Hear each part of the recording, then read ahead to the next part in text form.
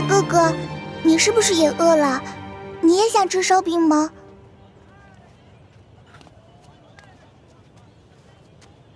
小妹妹，哥哥不饿，是哥哥的妹妹饿了。你能把这张白面烧饼分给哥哥一半吗？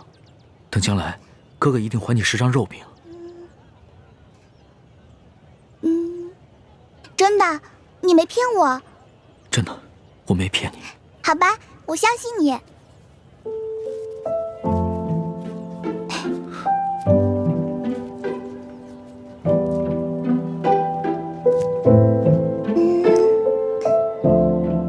你将来要请我吃肉饼，这块大的给你吧。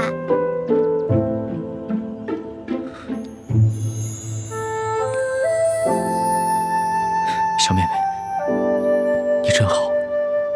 你能告诉哥哥你叫什么名字吗？我叫喜儿。喜儿，真好听。娘，来当米了。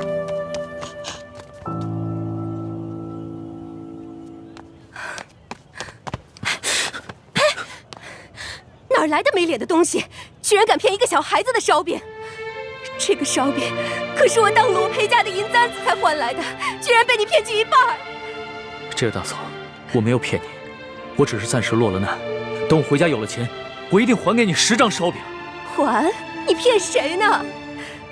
这年头，休说你一个叫花子，就连官府都不讲信用。说好的每人每户1两银子1担米，结果呢？只是给了这么点发了霉的陈年糙米。你们淮阴县也是如此吗？哪年赈灾不是如此？不利的灾民尚能领到少许白米白面，到了我们县里，就只剩下这发了霉的陈年糙米了。再到下面各个乡村，剩下的就只能是糠皮了。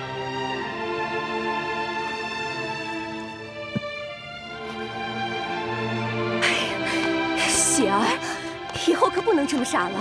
这些人都是骗子，骗你的。喜儿，你一定要相信哥哥，哥哥将来一定会还给你10张肉饼的。我呸！还不快滚！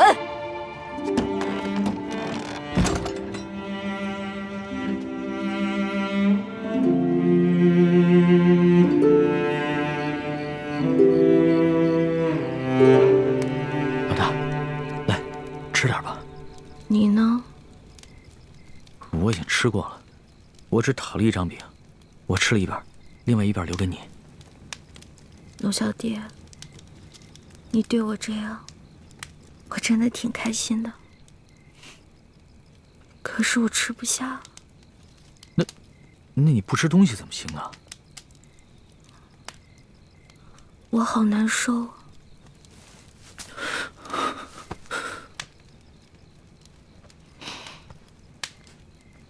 龙小弟，我这个老大可能要先行一步了。别说胡话，咱们2个可是拜过把子的，说好了要男同党同生共死的，所以为了我，你一定要撑下去。我尽力了。你知道我最怕什么吗？第一是恶，第二是丑，第3就是死。龙小弟，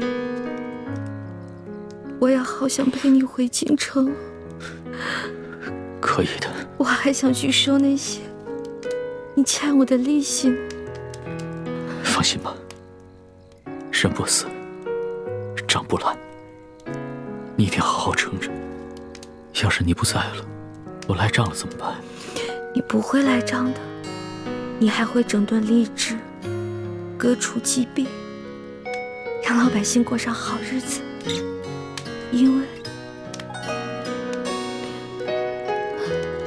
为你是一个好皇帝。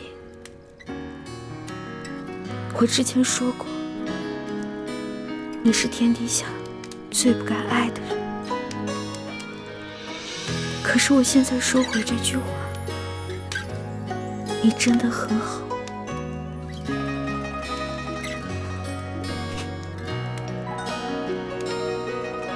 谢谢，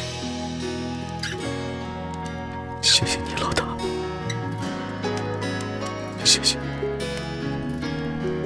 所以你一定要撑住，一定要撑住，撑住来监督我。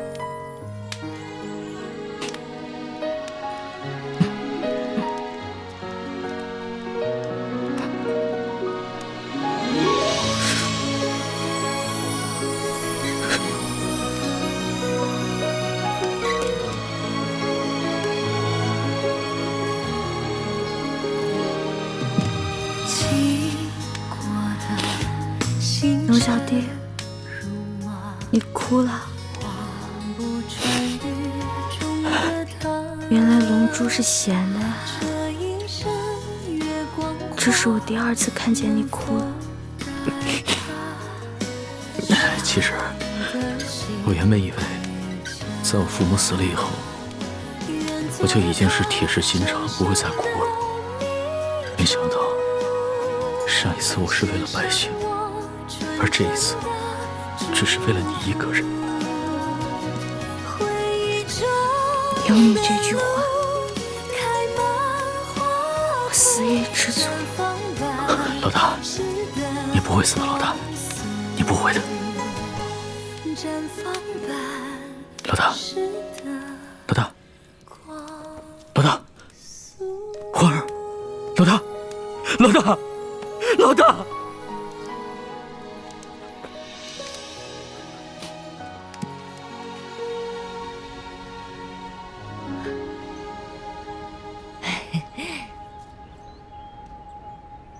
掌柜的，咱们可是说好了啊，这个金镯子我只是暂时抵押在你这儿，你一定要好好保管，改日我一定会赎回来的。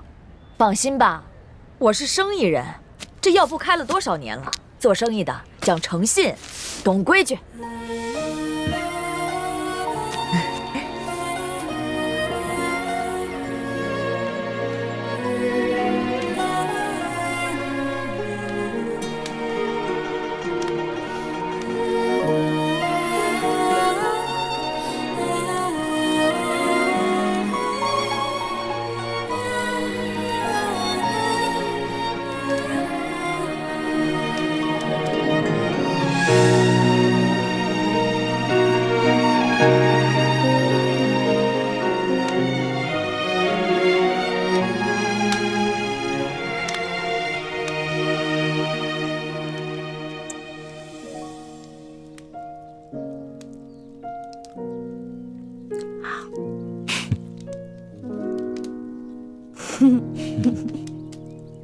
傻死了，你干嘛一直看着我笑啊？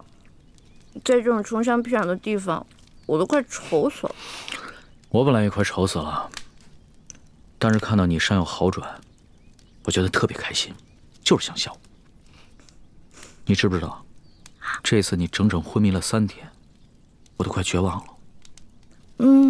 本来呢，我都到阎王爷那儿去报道了，结果阎王爷说：“哇，这个小姑娘太能吃了，养不了你，回去吧，回去吧。”我就被遣送回来了，继续祸害你来了。你只是第一次帮我缝了衣服，戳破了手，我可是把太多第一次都给你了。打水、烧火、煎药、收拾屋子、偷人家地瓜，还有帮你清理伤口。我就知道你会说这句不正经的话。不过今天早上我醒来的时候，我看到你没有把我推开，我心里就觉得这一切都值了。龙小爹，你得跟我发誓，这件事情不许告诉任何人。好，我发誓，不告诉别人，替你保密。咱们明天雇辆马车回京城吧。我也想早日回京，你身子受得了吗？我的身子都已经好了。龙小爹，你是条龙，所以你应该回到海里去。我这个只会吹牛的老大根本保护不了你，万一你在外面遇到危险了，那我就算死上10000次，也不足以弥补我的罪过。呸！死什么死？我知道了，我准备一下，明天一早就出发。哎，你就打算穿这件脏兮兮的衣服出去啊？怎么了？不是你说冷的吗？我现在已经不冷了，龙小弟，你好歹是个皇上啊！不能这么不体面。那，你看看你，刚一醒来就开始奚落我了啊？哪有？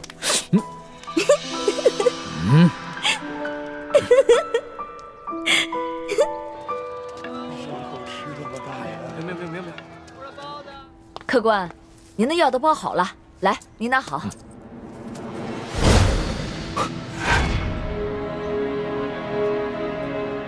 掌柜的，你的金镯子哪来的？这是一个客人递给我的，怎么了？那客人可是一个年轻可爱的姑娘，大约5尺高，胖瘦适中的样子。不是，那是个年轻的后生，脸上嘛脏兮兮的，我也没看出啥模样来。掌柜的，那客人是我一个朋友，这样吧，我先帮他把这个镯子给赎走，再留下20两银子跟一封信。如果他再来抓药的话，麻烦你把银子和地址给他，让他来找我。这，好吧，谢谢。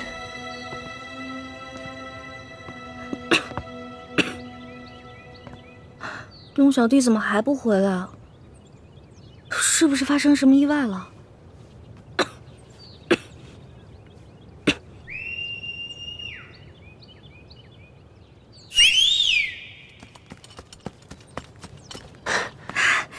叶哥哥，小师妹，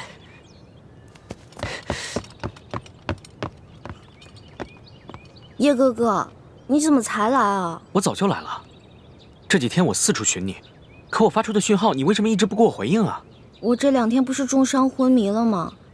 所以就没听到你的信号。你昏迷了？伤得这么重？没事儿，你看我现在都好。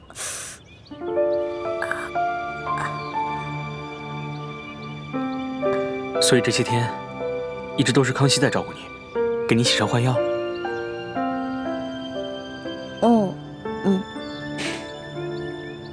好了，外面风大，我们进屋说吧。好，进来吧。快进来，坐。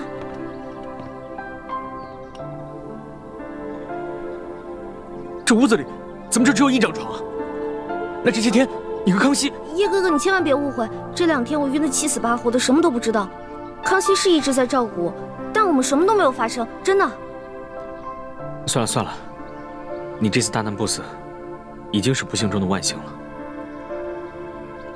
你放心吧，我会替你保密，不会告诉大师兄的。还是叶哥哥好，叶哥哥最好了，什么都替我着想。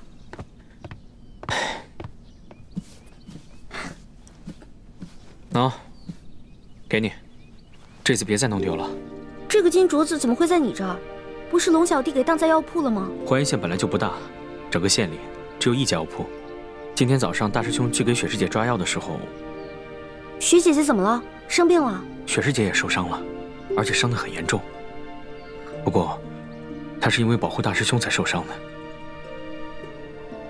雪姐姐对大师兄是真的好。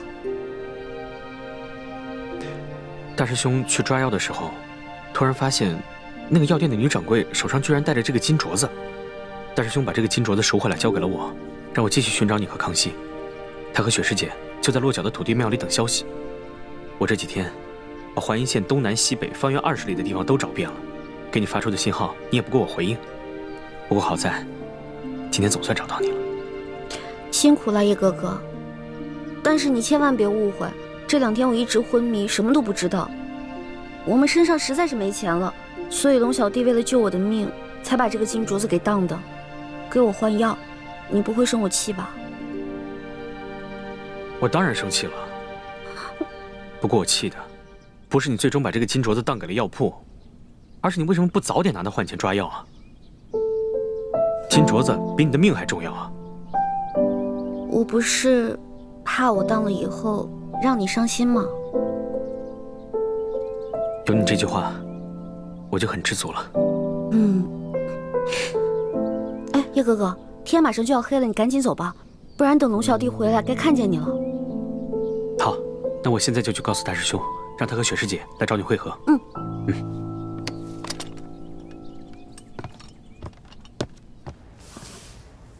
你的朋友给你留了一封信，让你按信上的地址去找他。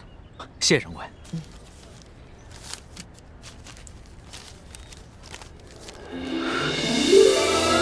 果然是李太医的笔迹，太好了，这下可以顺利回京了。谢掌柜的。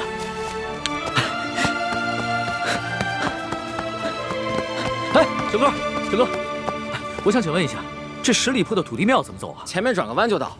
不过这土地庙出事儿了。出什么事儿了？就在1炷香前，一大堆官兵过去，说是捉拿什么通缉要犯。我劝你啊，还是别去了。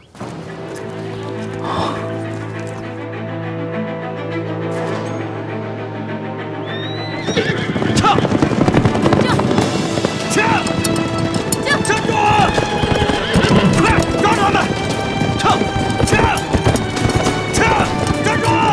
奇怪，这些官兵怎么知道我们藏身之处的？多半是吴三桂的手下追踪到我们的行踪，故意泄露给官府的。小师妹和康熙都在城西海岸岗，你们把他们牵引到城东，我去找欢妹他们，然后咱们在城北会合。好，撤！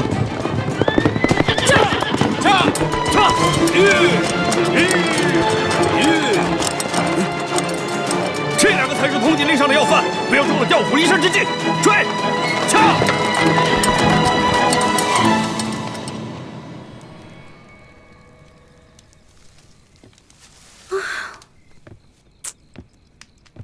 这龙小弟怎么回事啊？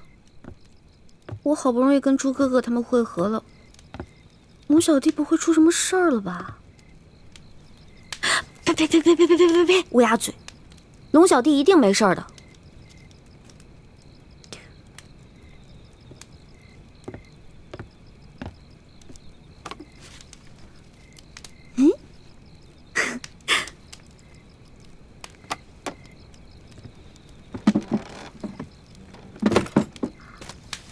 孔明灯哎！哦，我知道了，原来这家是靠做小手工维持生计的，后来逃难了，所以这些东西就放在这儿了。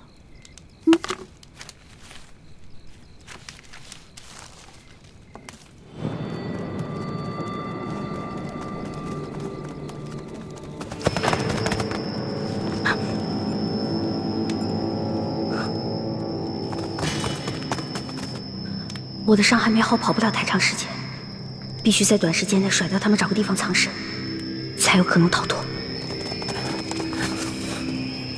屋里只有那个丫头在，记着留活口，只要有她在咱们手上，她哥哥武功再高，咱们也不怕了。是，走。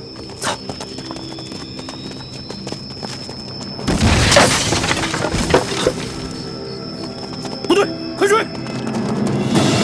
这边，快！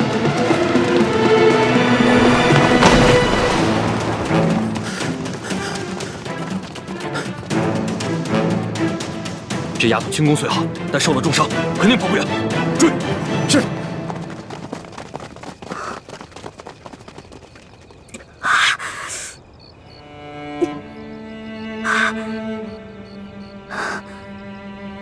一环，别怕，你一个人逃难，只活了一个李一环。可龙小弟若是活着，就能救天下无数苍生的性命。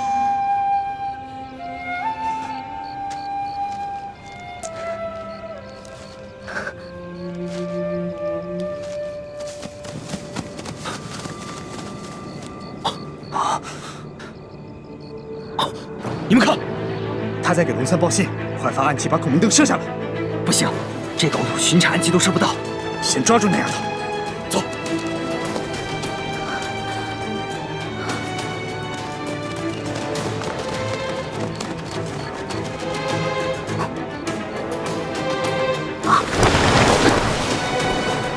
在那呢，追！是。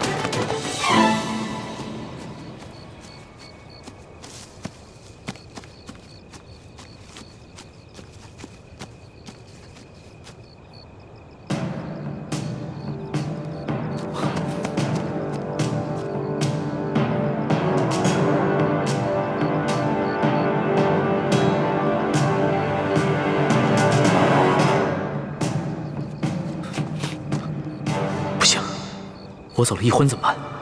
他冒险向我示剑，一定会暴露自己的藏身之处。他轻功虽好，但此刻重伤未愈，一定会很危险。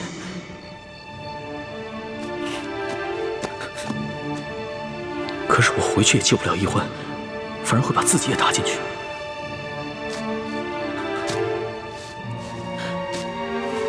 易欢几次为我不顾生死，我却自顾自逃了。我如此胆小自私，又有何德何能君临天下？我不仅是易欢的龙小弟，更是大清的皇帝，又岂能因小失大？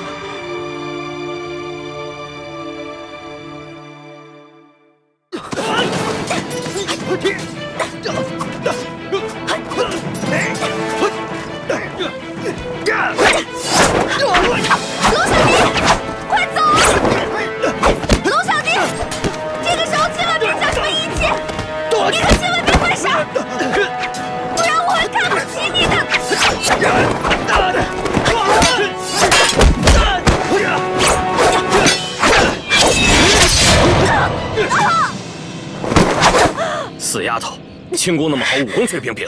现在我刺伤了你的脚，看你怎么跑！带走。是。起来。龙小弟，你快逃！千万别管我！快点！快逃啊！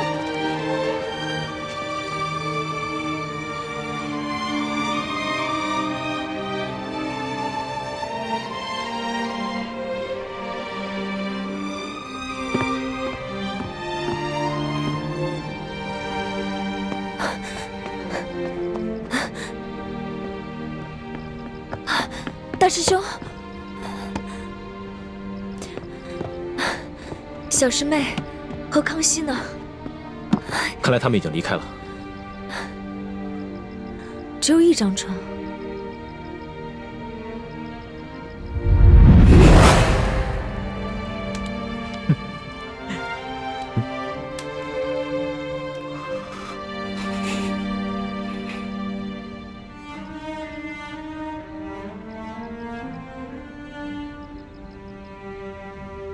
大师兄啊！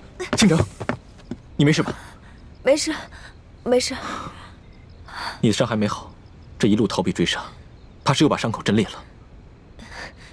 要不你先去找他们吧，找他们要紧。现在这里是安全的，你在这里休息一会儿，我先去找他们。嗯，我行动不便，就不拖累你了。一定要小心一点，如果发生什么意外的话，马上发出信号，我立刻赶回来。你放心，我只是腿受伤了。一般杀手还近不了我的身。好。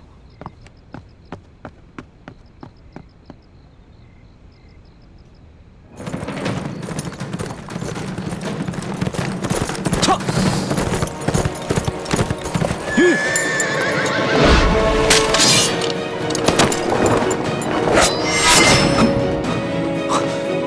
主子，怎么是你啊？易欢呢？救易欢！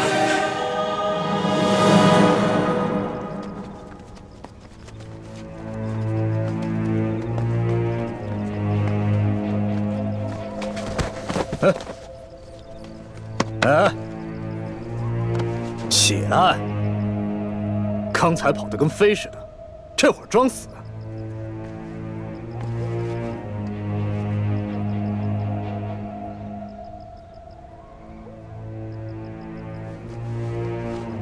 他不是装的，他本就受了重伤，还未痊愈，刚才又中了你一刀，所以才会虚脱昏厥。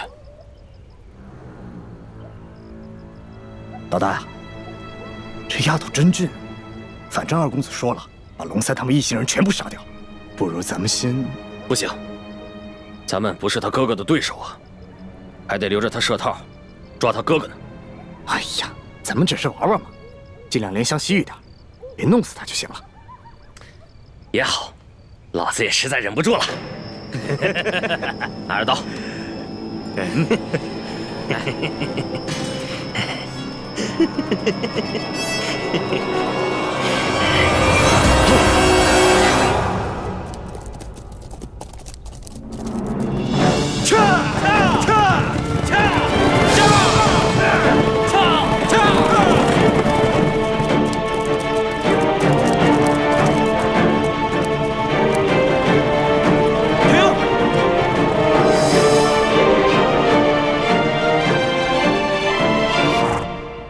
怎么了，苏大人？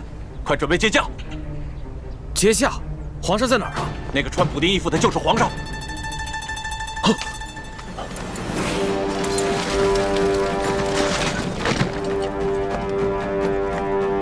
参见皇上。皇上，奴才救驾来迟，请皇上恕罪。你要是再晚来几天，说不定朕就要去见先皇和太祖皇帝了。奴才罪该万死。皇上，索大人跟大塞在途中遇见不明身份匪徒的袭击，九死一生，才找到玉巴赞将军的军营。刚一到营门口，就因失血过多晕了过去，好不容易才死里逃生。他宣读了皇上的密旨之后，没顾伤好，就跟玉巴赞将军赶去山西太原。在途中遇见了奴才，得知了皇上已经启程返京，所以才一路追了下来。朕已经知道了，都起来吧。谢皇上。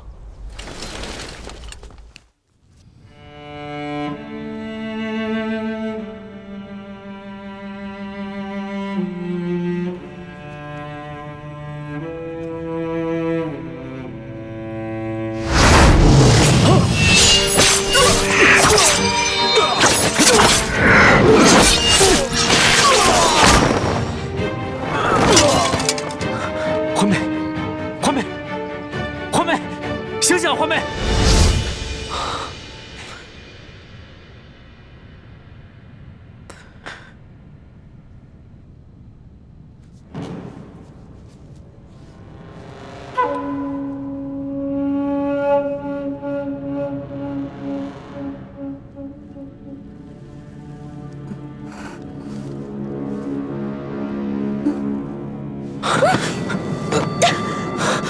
你干什么？你干什么？滚！小师妹，走。小师妹，我也是一时冲昏了头，情不自禁。情不自禁？你还有没有一点廉耻心？你明明知道我跟大师兄定了亲，我是为了大明的太子妃啊！你还知道你跟大师兄定了亲，是为了大明太子妃？那你还跟康熙？你可以和霸秦的狗皇帝亲热，我亲你一下，就变成了不知廉耻是吧？你怎么能说出如此的话？你走！我不想再看见你了。小师妹，我错了。那要不，我现在带你去找大师兄啊？你是不是一直知道大师兄在哪儿等我们？你为什么不带我过去？你把我抱进山洞，到底想干什么？走！滚！我数3个数，如果你再不走的话，你再不走，我就咬死自己。好，我走。3，我走。滚！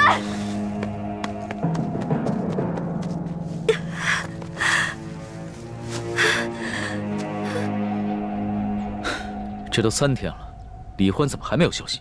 都没有。那些黑衣人不像是刘德昭的手下，而像是吴三桂花重金聘请的江湖流寇，身份不明，很难追查。眼下还没有证据证明那些黑衣人是受吴三桂所指使。吴三桂只知道龙三是普通钦差，而不是朕。如果他知道的话，只怕易欢会更加危险。所以，你们一定要守口如瓶。皇上，请您放心，奴才已经吩咐下去，任何人不得泄露消息。其二，为了避免打草惊蛇、危及圣安，奴才及手下将士未惊动地方官府，而只是秘密行军。你做得很好。皇上，那这刘德昭该如何处置啊？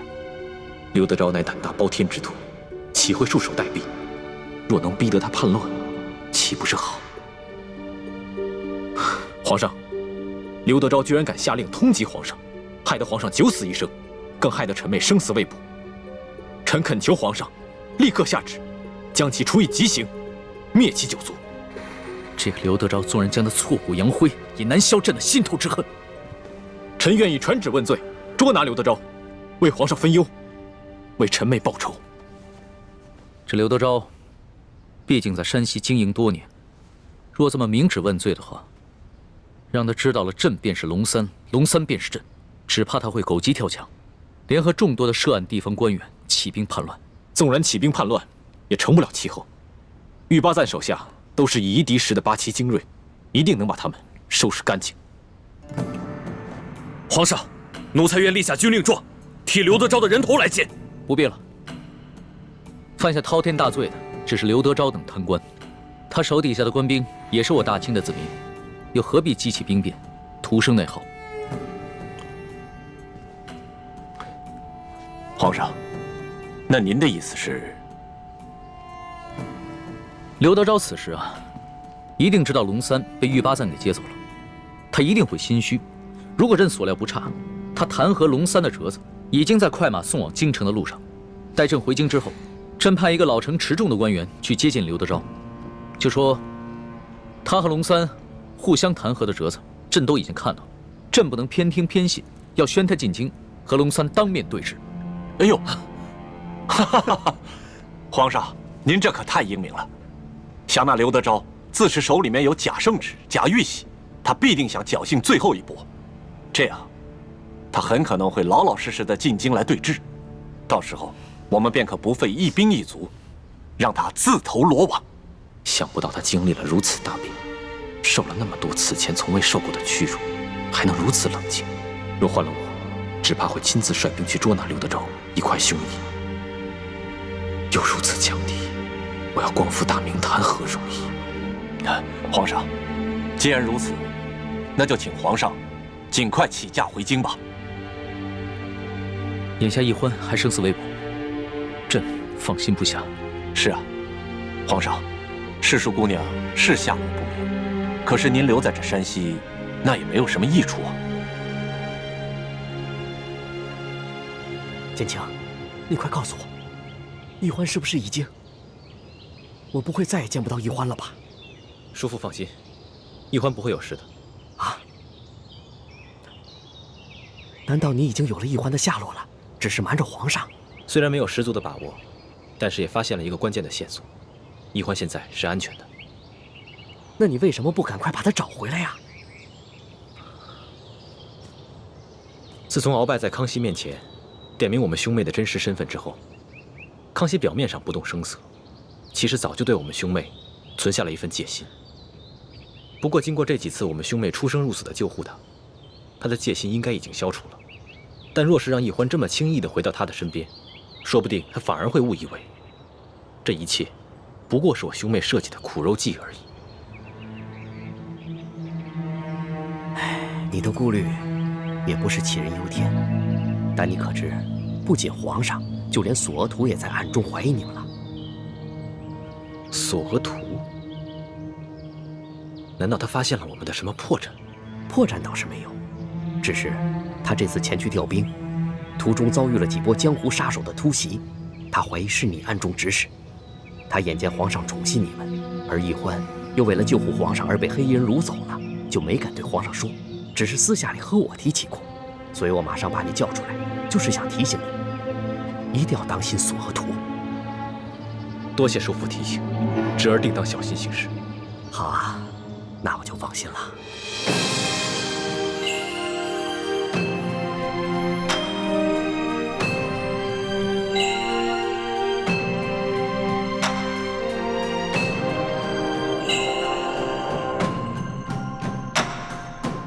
皇祖母，可是有皇上消息了。索额图派人送来了密奏，他跟玉八赞已经顺利的接驾，皇上平安无事。阿弥陀佛，妾身这悬着的一颗心，也总算是放下来了。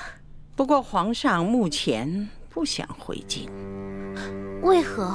皇上在索额图搬取援兵之时，接连遭遇了官兵和几路神秘杀手的追杀，幸亏李氏兄妹舍身相救，才脱离了险境。李焕为了引开杀手，下落不明，生死未卜。这李奕欢本来就是奴婢之身，为皇上牺牲乃是分内之事。难道皇上为了寻他，就这么一直不回京了？索额图密奏说，皇上的遭遇追杀和李奕欢的失踪都甚是蹊跷。难道这一切都是有人布的局？来，娘，你先吃。娘不饿，你吃啊。娘骗人，我明明听到娘肚子在咕咕叫。喜儿，还认得我吗？嗯。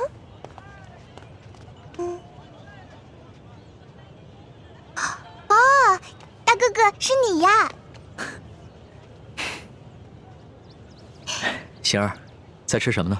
我娘煮的野菜糊糊，家里的米面都吃完了，只能吃野菜了。我娘说要再过几天，连野菜都没得吃了。这位公子爷是？我就是那日分走半张白面烧饼的叫花子，这次过来兑现对喜儿的承诺，还你们肉饼。真的，娘，我就说嘛，大哥哥是不会骗我的。哎呦，你看我这眼睛，那日小夫人说话多有得罪，还望公子大人有大量，不要以小夫人一般见识。没事的，大嫂，在这灾荒之年，人人都只能顾自己。这喜儿啊，能把仅有的一张烧饼分我一半，这等大恩，也是让我终身难忘的。来，啊，肉饼，整整10张肉饼，赶紧吃吧。娘，你先吃吧。谢谢公子爷。大嫂，能不能把这碗野菜糊糊给我喝呀？这，公子一看就是出身不凡的大富大贵之人，如何喝得这个呀？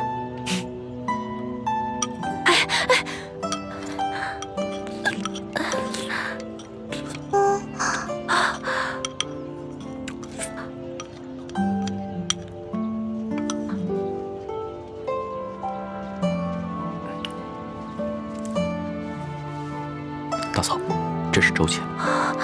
这可如何使得？没事，收下吧，这是我欠你们的。相信我，很快朝廷就有新的赈灾措施下来，到时候就再也没有人能骗得了你们了。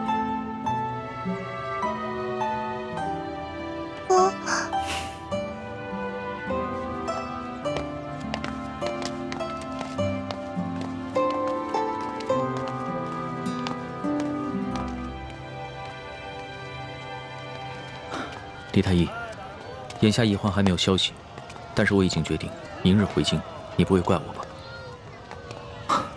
主子言重了，主子乃万圣之尊，不宜久离京城。而且太皇太后已经传来懿旨，催主子回宫了。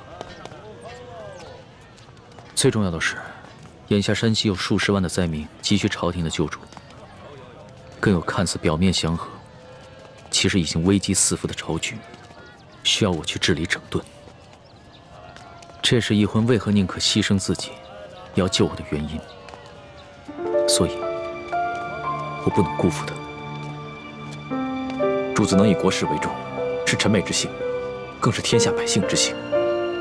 请主子安心返回京城，寻找营救臣妹之事，就交给臣去做吧。臣正在想办法，通过一些江湖人士，打探那些黑衣杀手的下落，相信很快便会有消息。那一切都拜托你了。其实，在我的心里，你已并非我的臣下，而是我的朋友。奕欢更是我唯一的红颜知己。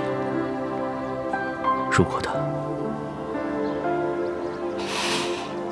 那将是我穷尽终生都无法弥补的遗憾。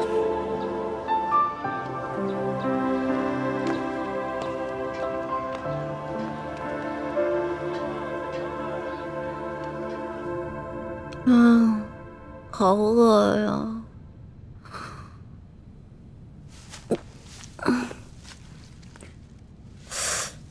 伤也好的差不多了，要不然出去找点吃的。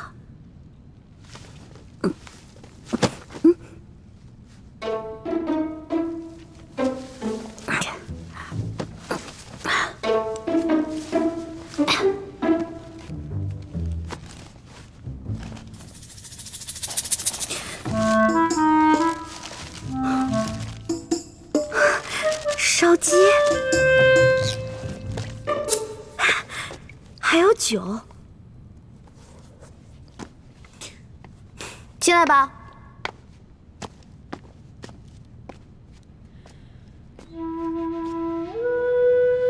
我不是说让你滚了吗？我滚了，我真的滚了。可是你的伤没好，我不放心你。而且我算了一下，我留给你的水啊、干粮还有药，你差不多也应该吃完了，所以我就又回来了。你如果真的关心我，就应该把我的行踪告诉朱哥哥，让他来接我。没脸见他。我前不久做了一个很怪的梦，我梦见有个人跟我开玩笑，我推开他，还让他滚。不过现在我的伤好的差不多了，那个怪梦我也都忘了。真的啊？哎，不好的梦，忘了就忘了吧。但是下不为例。快吃吧。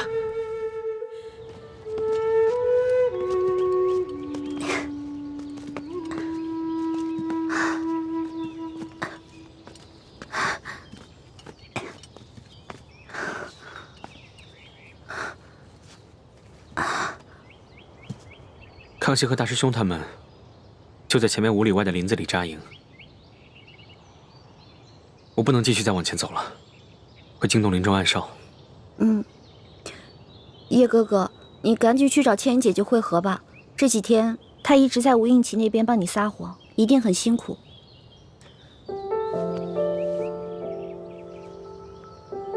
信号弹你拿着，等我走了以后再放。我不想和大师兄碰面。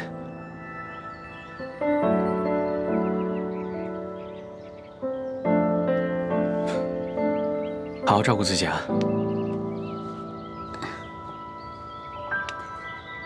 保重啊，叶哥哥。你也是，京城再见，保重。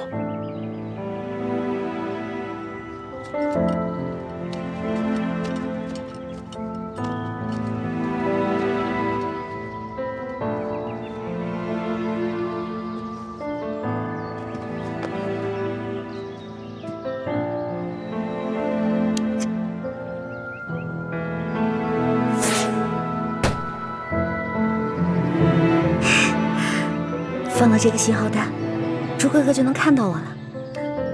如果朱哥哥和龙小弟知道我平安归来的话，肯定像两个小傻子一样，嘿嘿，乐疯了吧？朱哥哥，你得快点来接我啊！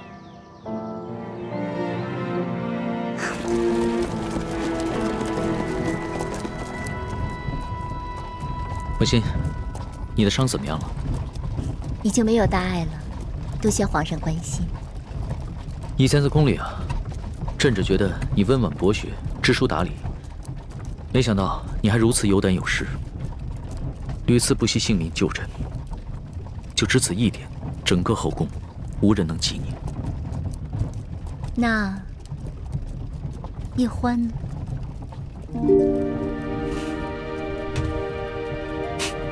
叶欢他也是朕的知己，朕也想将他纳入后宫，只不过他始终都咬定不肯，而且他已经许配过人了。哦，对了，皇上，臣妾有一事要向您禀报。雪嬷嬷的病已经好了，只是她伤心我爹的死，想为我爹守灵3年。臣妾未向皇上请示，便自作主张的准了，还望皇上恕罪。雪嬷嬷忠心护主，就由她去吧，这些小事你自己决定就行了。是。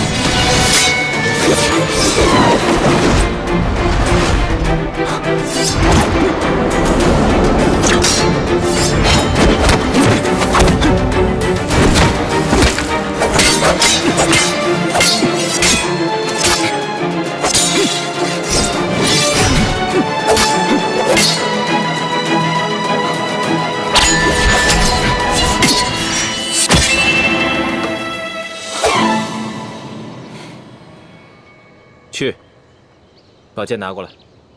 再来。不必了。论武功，从小到大我从未赢过你。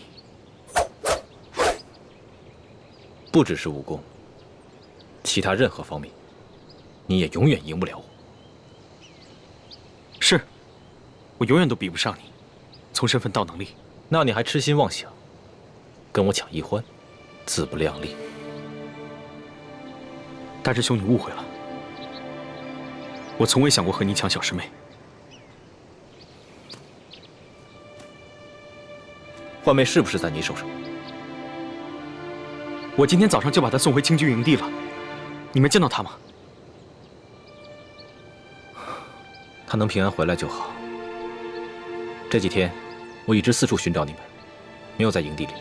你怎么知道？是我救的一欢。那夜，我找到康熙以后，就去追踪那批黑衣人的下落。结果发现，他们全都被人一剑毙命。你的剑法我再了解不过了，就知道是你及时赶到，救下了一欢。可我还是去得晚了一步。小师妹的脚被他们给刺伤了，失血过多，已经昏了过去。我只好找了一个安全的地方给她疗伤。既然这样，你为什么不送她回来？也没有给我发信号。我给你们发了那么多信号，你居然一个都没有回应我。不要给自己找借口。是男人，就要敢做敢当。好，我敢做敢当，是因为我太久都没有见到小师妹了。好不容易见到她，我不想那么快就跟她分开。我只是想好好照顾她几日。真的只想照顾她几日这么简单？大师兄，你这么说，侮辱了我这个师弟不要紧，你还侮辱了一欢，更侮辱了你自己。好，我暂且相信你。不过你给我记住了，注意自己的身份，否则我绝不饶你。其实你不必像防贼一样的防着我，我对小师妹的心伤不了你，倒是小师妹的心。她的心怎么了？大师兄又何必自欺欺人呢？小师妹虽然武功平平，但如果就论轻功来说，连大师兄你也要甘拜下风。她是为谁预选的？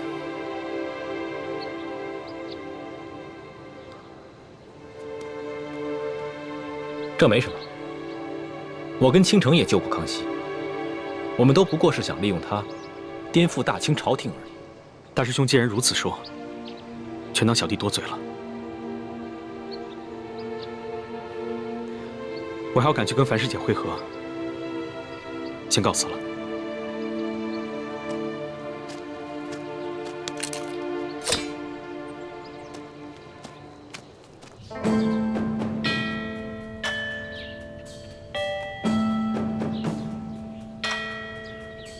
皇上离宫月余了，若是没什么意外，也该回宫了。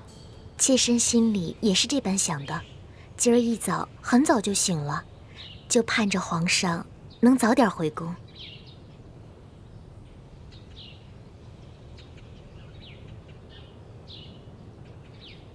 皇祖母，怎么了？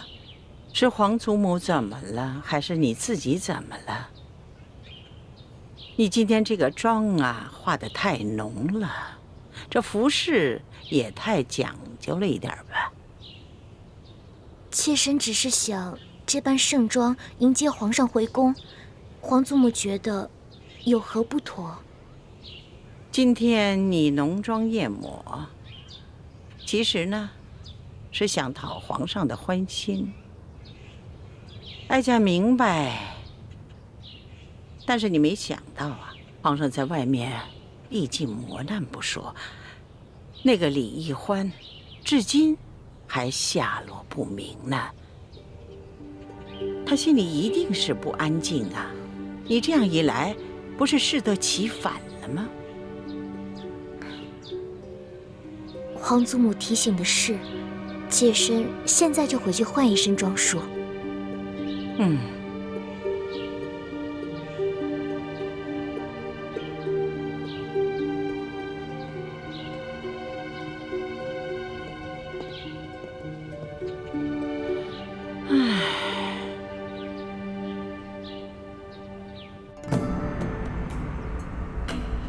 孙儿给皇祖母请安。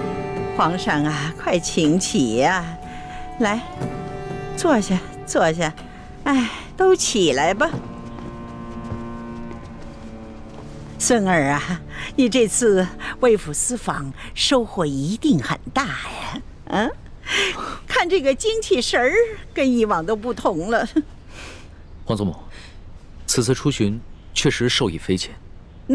大有出宫一趟，胜读10年书之感。那为何要愁眉不展呢？叶欢为了救孙儿，落入了一群黑衣蒙面人之手，至今生死未卜，下落不明。孙儿的心里很是担心。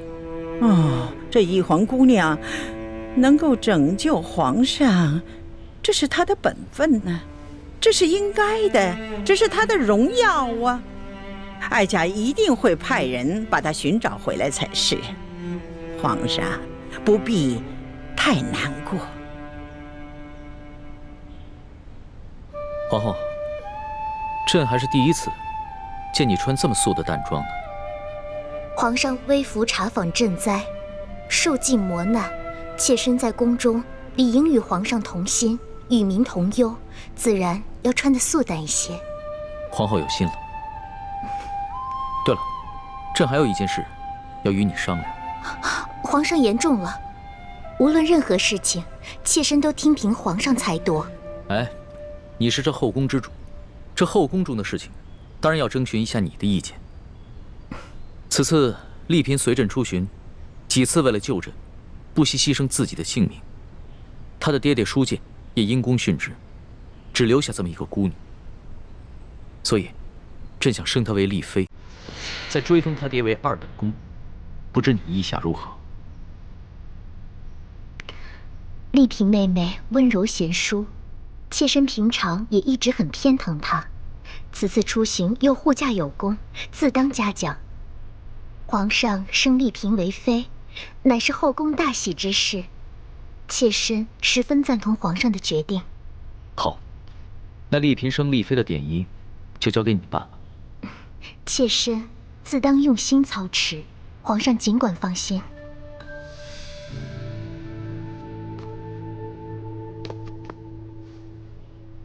于公公，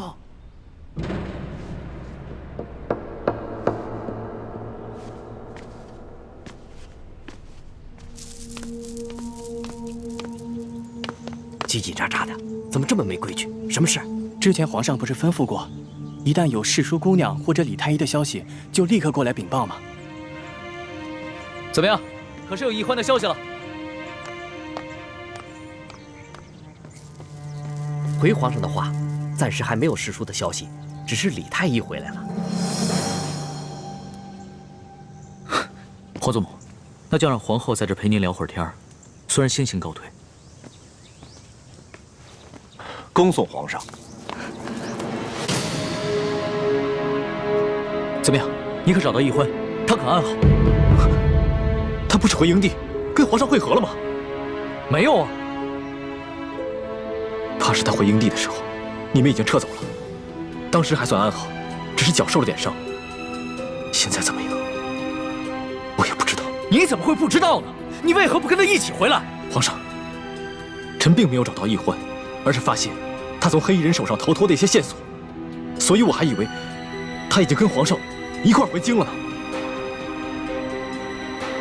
这皇上平日里一向性情稳重，唯独听到李易欢的消息，就立马沉不住气了。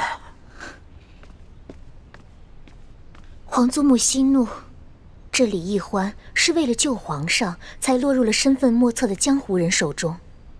皇上难免会关心则乱。是啊，太皇太后，这些江湖杀手的来历，的确是有些蹊跷。有何蹊跷？奴才去搬救兵的途中，也遇到了几波这样的江湖杀手，而且这帮江湖杀手对奴才的行踪那是了如指掌，而刺杀皇上的这帮杀手，他们对皇上的行踪也是了如指掌，这就说明皇上的身边可能有内奸。啊！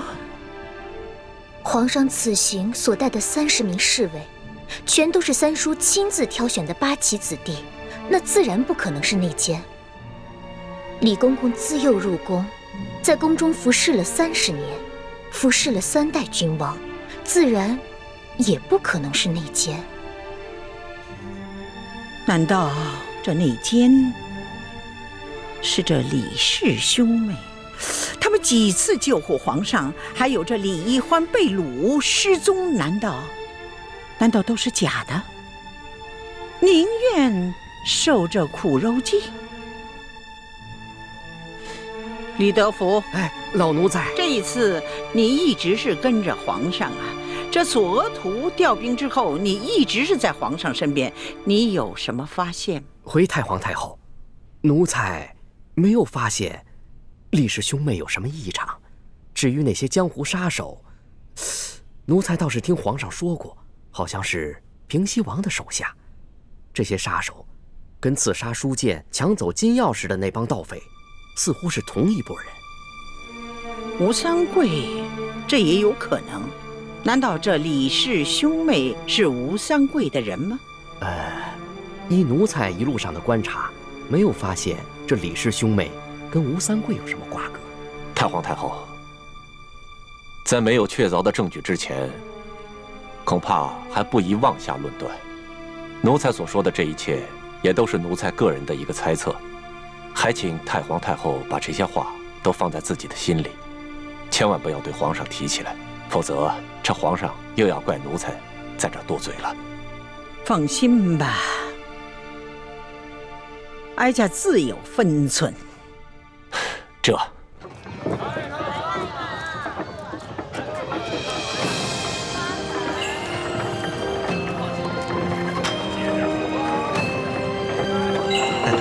小兄弟到了。哎呀，谢谢你啊，给钱。客气，谢谢。不客气。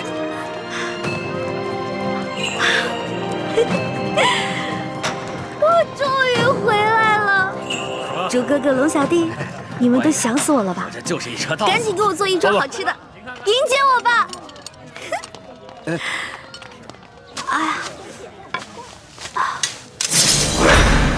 大人，这有刀，抓起来！别动，别动！放开我！别动！那小子跟他是一伙的，抓起来！国父大明，大明万岁！别动！哎，你们干什么？你们抓错人了！我不认识他，我腿脚不好，我搭车的，我跟他不是一伙儿。那你跑什么呀？我看你抓乱党，我害怕，我就跑了。对，那小兄弟说的没错，他就搭我的顺路车，你们休得冤枉他。啊！你越是着急撇清，爷我心里就越明白。带走！哎，我不是。给我老实点！还敢说你不是乱党？寻常女子哪会女扮男装掩人耳目的？给我一起带走！不冤枉！走！哎呀，我自己会走。